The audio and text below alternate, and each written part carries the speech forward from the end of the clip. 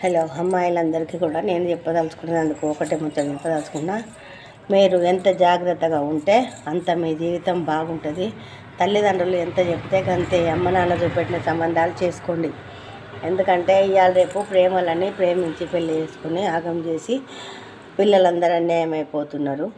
చాలా వరకు లవ్ అని చంపి పారెత్తాళ్ళు. ఇటు అటు ఆడపిల్లలకు సెక్యూరిటీ లేకుండా పోయింది. మీరు మాత్రం జాగ్రత్తగా ఉండగలరు. ఎటన్నా టూరో గీరో పోయినా కూడా అతి జాగ్రత్తగా పోవాలి. అక్కడ పోయినాక కూడా మీ తల్లిదండ్రులకు లొకేషన్ పెట్టాలి.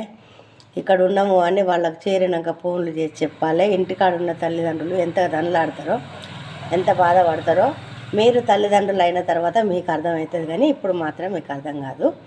దయచేసి తల్లిదండ్రులను బాధ పెట్టకుండ్రి, మీరు బాధపడకుండ్రి.